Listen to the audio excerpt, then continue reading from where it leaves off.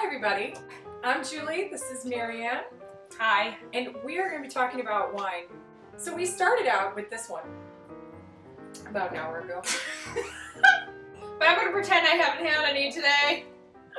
That's what friends are for! Drinking wine is one of our favorite pastimes, obviously. Thank you. We're going to start with a little Wine 101 course. Just going to teach you how to open a bottle. You have to have one of these, wine key.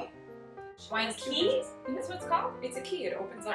Is that your word or is that a generic word, like a standard word? It's actually a standard term. Oh, I didn't know that. I learned something. Wine opener, corkscrew. I've heard wine opener. I've heard corkscrew. Right. Key. I haven't heard wine key. Wine key. If you've had too much wine, will they take away your keys?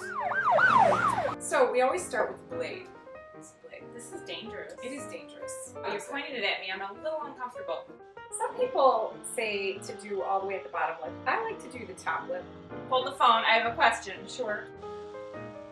I didn't know there was a top or bottom lip. Every wine bottle has two lips? Double labia? I'm confused right now. You're going to press the corkscrew to the middle of the cork until it gets to just to the lip. And then give it a half turn back. I don't want the carbonation. You use the double hinge. There's no carbonation. It'll poke your eye out. Nice and easy. So, Burgundy, 100% Pinot Noir from France. France? Is this a good wine? Have we been given a good wine? Because you're supposed to break out the good wine first and then progressively go to the older grape skins, and I don't know if I can appreciate what you just poured. Well, maybe you can compare that to this. So, maybe I should have a cracker to cleanse the palate. Maybe you should start cutting your cheese. I've had lots of experience cutting cheese. Use the sharp. Wow. Would you like to use my blade? Your wine blade? Your wine key can open up cheese too? We'll talk a little bit about just tasting wine. First, you want to always hold it at the base, right? Like this. Yes. Yes, so therefore your fingers don't change the temperature.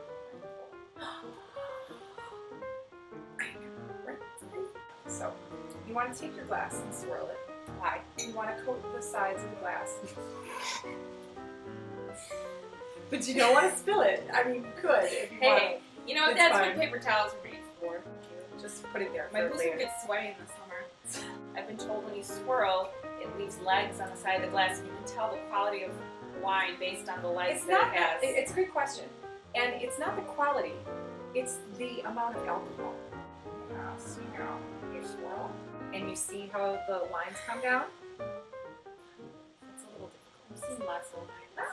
So this cab, or this is actually a blend, is 12.5% alcohol, which is pretty average for a blend.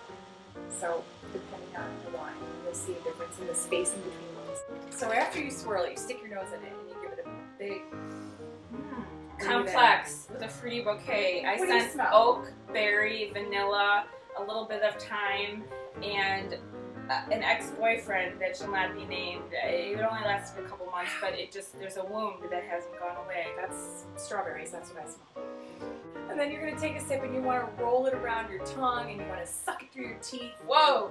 Mary's skirt is covered in goat cheese. The napkin god had not descended upon us, and besides, my skirt is below put that in your mouth. area. Just put it in your mouth. That's what he said.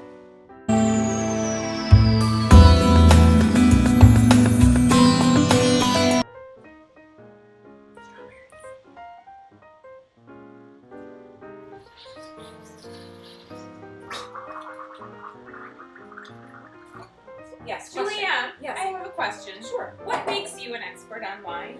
Well, I'd say I have experience.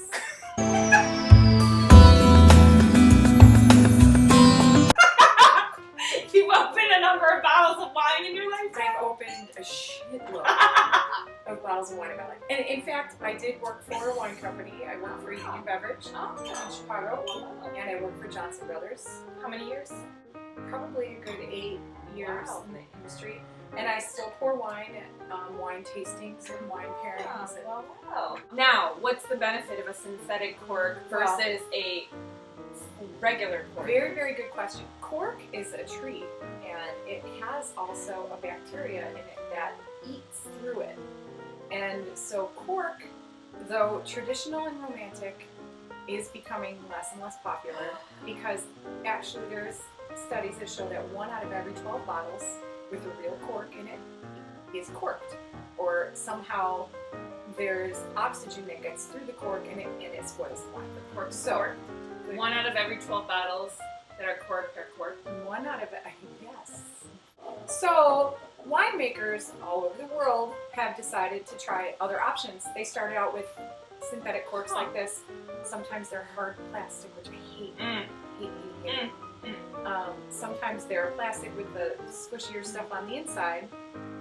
But lately, you're seeing a lot of screw caps. And they're not actually screw caps, they're called Stelvin enclosures By Mr. Schnorr Stelvan.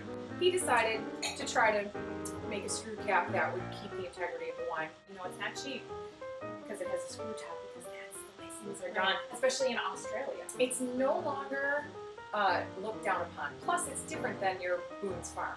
It's not day class A. Feel free to pay a premium for a screw cap as well as a cork or a synthetic cork. It's true. That should not affect the price of the wine.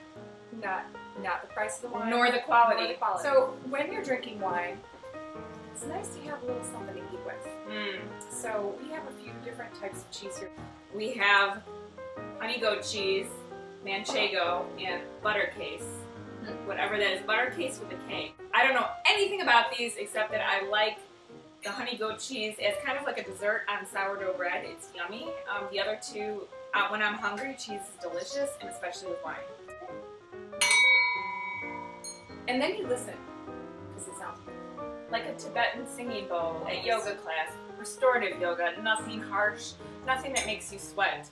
No big rum. Something with pillows. So when you do drink your wine, you want to make sure that you coat your entire mouth with it, because that, my dears, is where you get all of the characteristics and structure of the wine. So, take it in your mouth.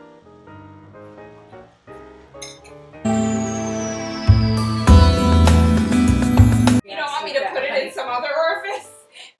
Would you guys be okay with that? I think so. Okay. Yeah. That's what happens when you drink wine and eat cheese, people. Thank you very much, everybody. To wine.